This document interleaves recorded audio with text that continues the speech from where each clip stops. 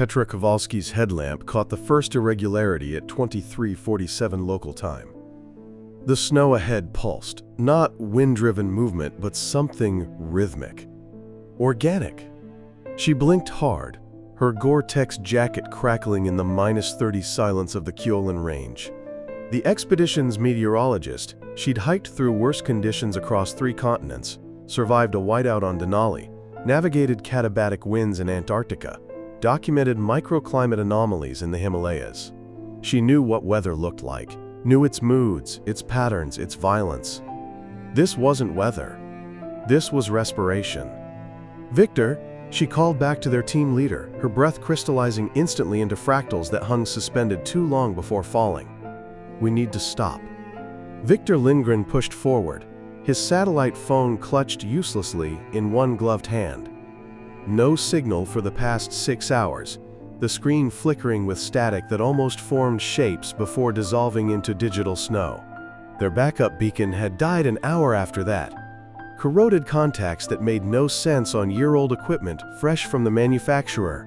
The corrosion looked ancient, green-black oxidation that should have taken decades to form.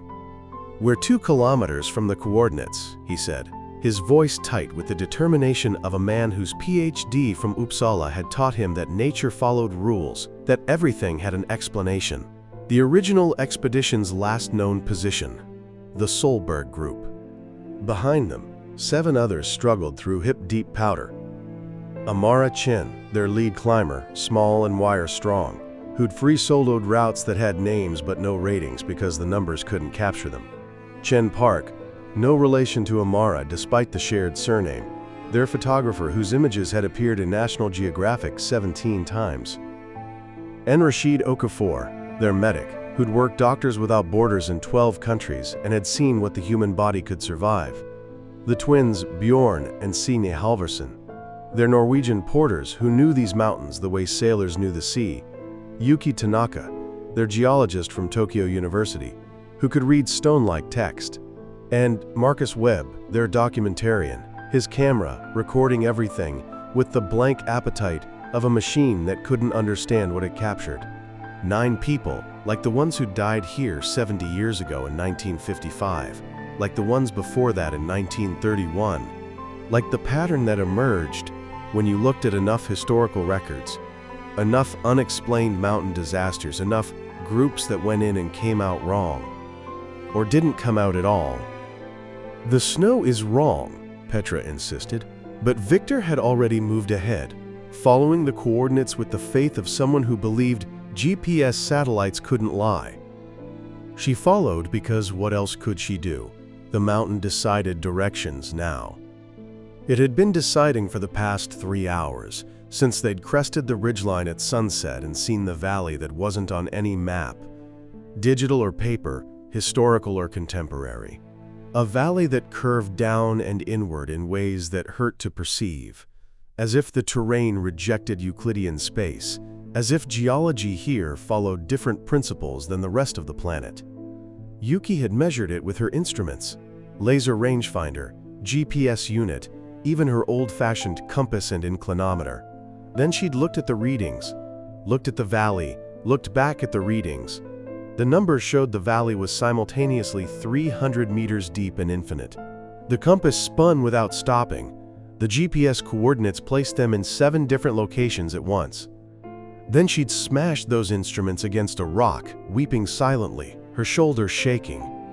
"The numbers," she'd whispered when Petra asked what was wrong. "The numbers don't end. They just keep going. More decimal places than should exist, more precision than reality allows.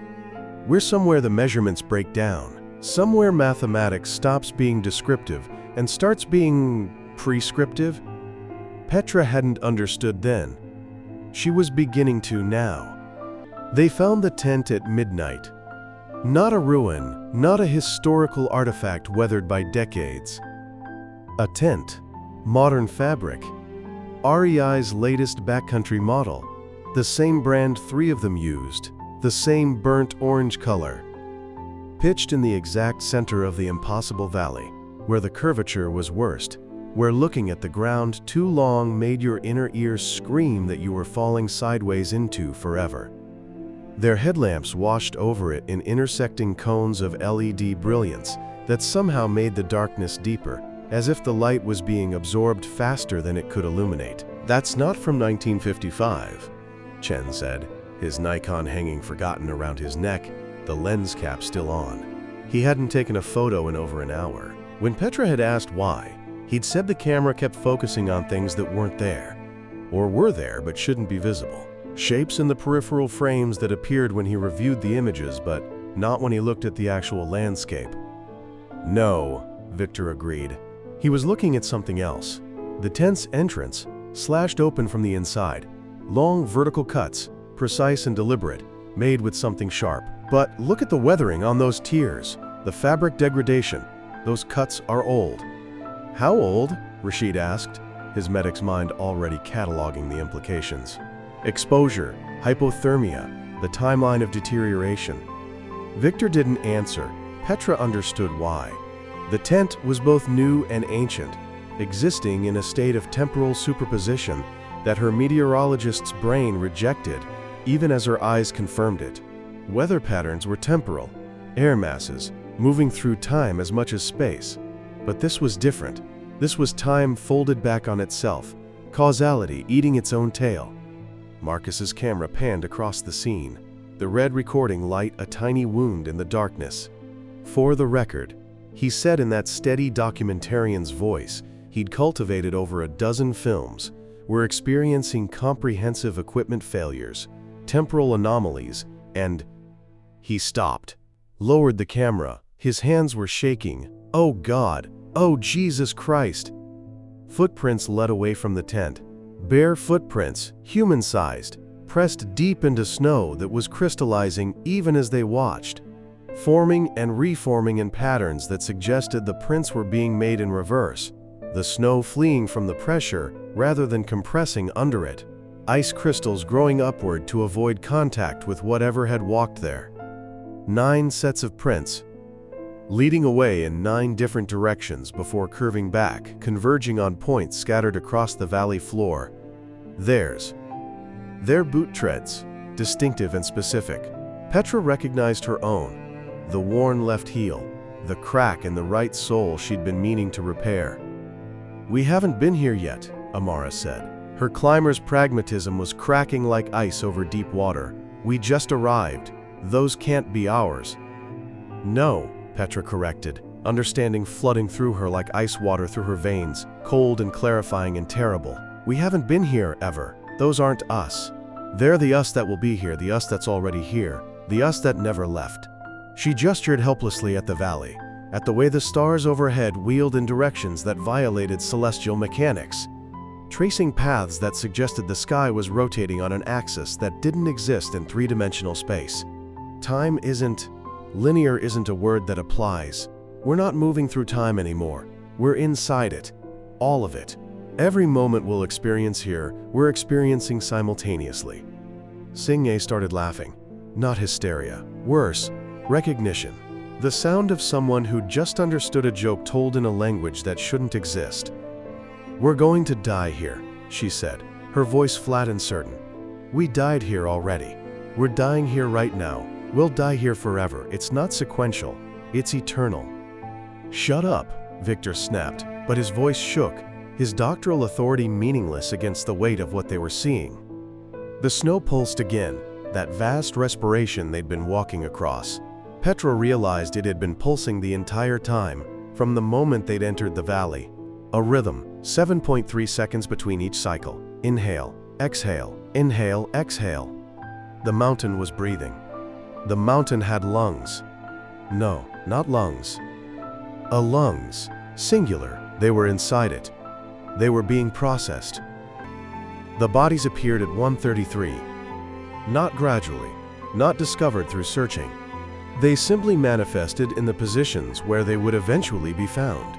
9 corpses arranged in a pattern that suggested meaning, the way constellations suggested shapes.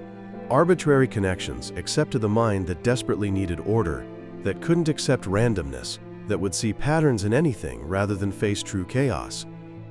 Except this wasn't random. This was precise. Petra recognized her own face.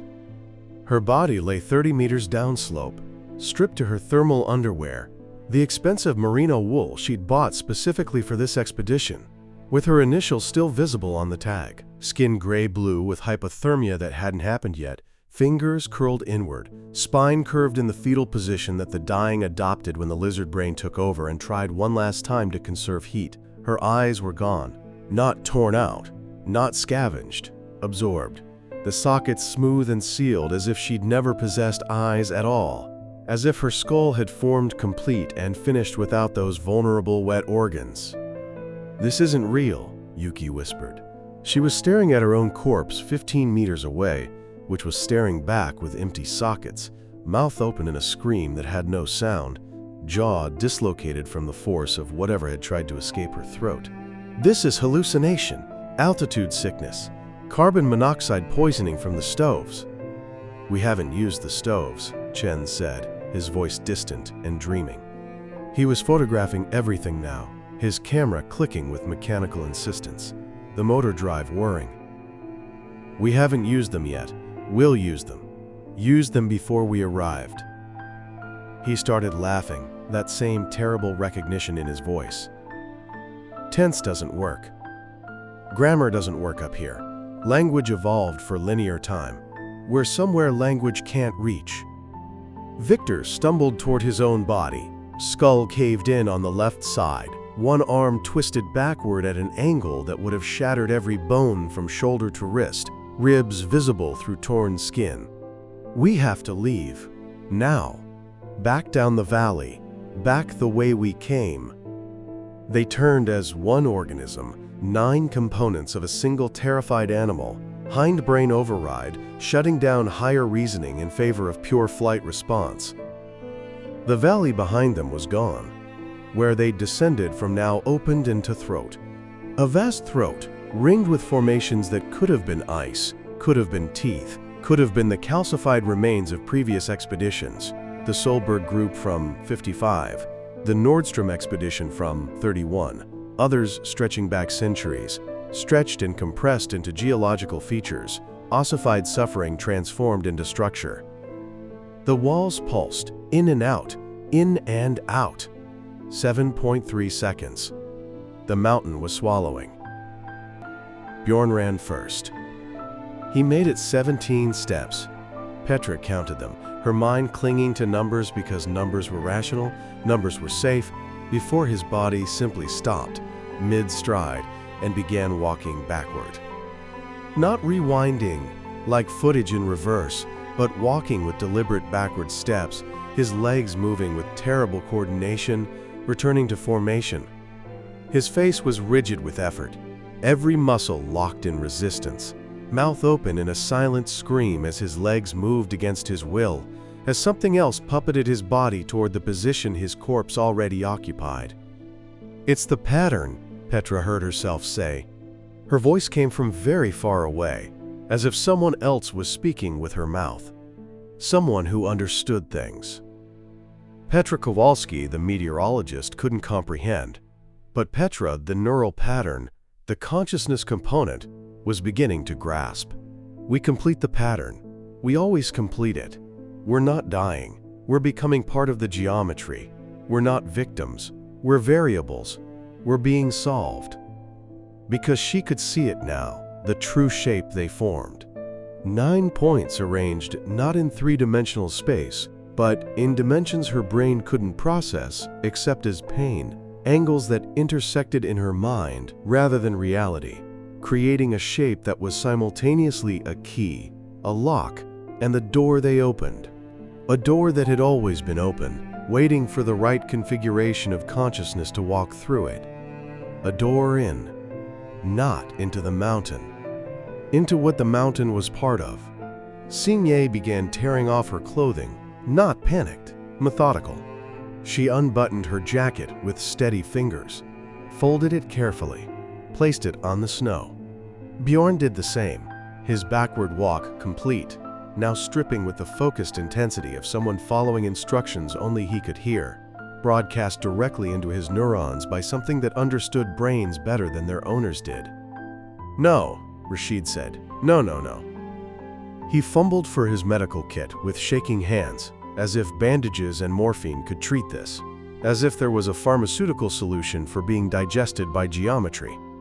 His hands wouldn't cooperate. They moved to his jacket zipper instead, pulling it down with mechanical precision. One by one, they began to undress. Petra fought it. Her mind was strong, PhD from Utrecht, published in Nature, peer-reviewed and cited, rational to her core, trained to observe and analyze and explain.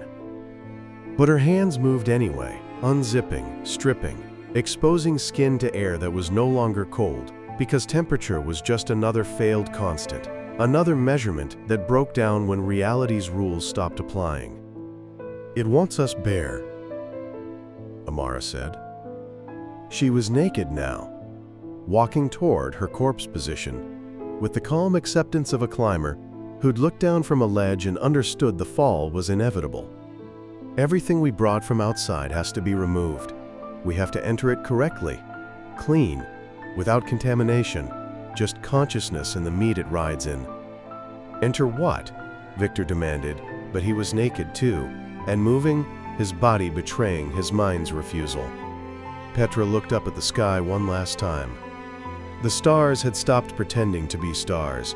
They were holes now, perforations in a membrane stretched so thin she could see through to what lay behind. More mountains. Mountains within mountains within mountains, each containing valleys where expeditions had failed, were failing, would fail. An infinite regression of sacrifice, all feeding into something vast and patient and utterly alien that had been breathing since before humanity learned to name things, before naming existed, before existence as they understood it had calcified into its current, temporary form. The universe was breathing. They were being inhaled. Chen kept photographing until his eyes dissolved. The camera kept clicking anyway, recording their disintegration with the impartial accuracy of silicon and glass, documenting the transformation of meat into mathematics. The pattern consumed them slowly. Petra's body was dying. She felt it like a weather system moving through her cells, hypothermia and impact trauma and something else, some fourth state of being that had no name because the vocal apparatus required to name it had evolved in the wrong dimension, shaped by a cosmos that followed different rules. Her consciousness didn't fade. That would have been mercy. Instead, it expanded. She felt the mountain thinking. Not with neurons and synapses, but with the accumulated suffering of every expedition that had entered its breathing spaces. They were neurons now, she and her 8 companions, firing in a pattern that approximated thought in the same way a human brain approximated the quantum calculations that let it exist. They were being processed, transformed, elevated into something that served a purpose they could finally perceive. The mountain was solving something. An equation written in flesh and fear and the precise geometry of consciousness under extreme duress. Variables measured in lives, constants defined by suffering, operators that worked on terror itself. The answer was being written in the space between dimensions, carved into reality's substrate by the systematic application of human awareness to conditions it couldn't survive. They were the latest iteration. There had been hundreds before. Expeditions across centuries, different mountains, different coordinates, but the same event, the same swallowing, the same transformation from discrete individuals into components of thought. The Solberg Group in 1955, the Nordstrom Expedition in 1931, groups that had no names because they died before writing was invented, when humans first learned to climb, first looked at mountains and felt the pull of verticality, first understood that going up was possible. All of them here, all of them now, all of them calculating. There would be hundreds after, thousands, millions, because the mountain was patient, and its problem required more data, more suffering, more consciousness processed into the strange mathematics that govern spaces between spaces, the rules that applied where reality's normal laws broke down.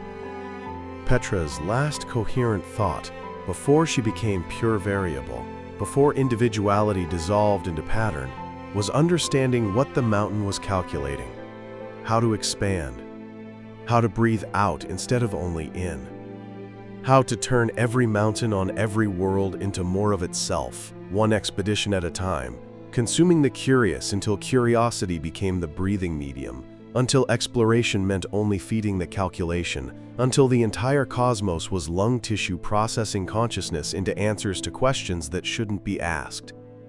The mountain was learning, and it was patient, and it was hungry, and it was winning. The rescue team found them in spring. 9 bodies arranged in an inexplicable pattern across 200 meters of valley floor, injuries consistent with massive trauma and hypothermia. Some were partially clothed, some were missing soft tissue, eyes, tongues, patches of skin that had simply vanished, in ways the official report attributed to scavenging animals and natural decomposition despite the absence of animal tracks, despite the way the missing tissue showed edges too clean for teeth or beaks. The official report was wrong, but comforting. The unofficial report, classified immediately, sealed under security protocols that made it effectively invisible, noted the following. All bodies showed signs of struggling to move in formation rather than fleeing randomly. Their paths through the snow, preserved by an unusual late-season cold snap, created a mathematical symbol that appeared in 17 previous expeditions across 6 continents, always in mountain ranges, always with 9 casualties, always with the same inexplicable injuries and the same suggestion that the victims had been trying to arrange themselves into something. The symbol matched no known mathematical notation. When 3 separate mathematicians were shown the symbol independently, each reported the same reaction, an immediate headache followed by the unshakable certainty that the symbol was trying to solve them. The satellite imagery of the valley showed nothing unusual except for a slight, rhythmic distortion in the landscape, a pattern that repeated every 7.3 seconds, a pulse that affected readings but not visuals, as if something beneath the surface was breathing. The exact rhythm of human respiration. And 3 months after the rescue team filed their report, another expedition was organized. Different mountain range. The Cascades this time, not Scandinavia. Different team, different research focus. But 9 members, because 9 was the standard size for this type of expedition. 9 provided the right balance of skills and redundancy. They departed on a Tuesday, well-equipped and experienced, confident in their preparation. By Thursday, satellite tracking showed their position stationary in a valley that appeared on no previous maps. By Friday, the satellite data showed a pattern. The pattern was breathing. By Saturday, there were 9 bodies arranged in the snow.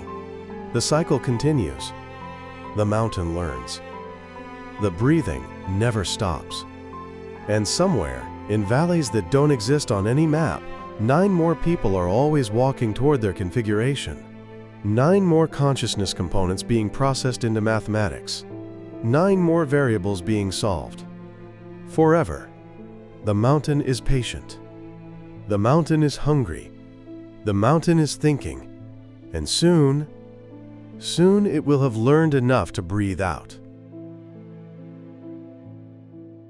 If you enjoyed this video, please do not forget to like, comment, or share this video with your friends. Subscribe to our channel to hear more stories like this one.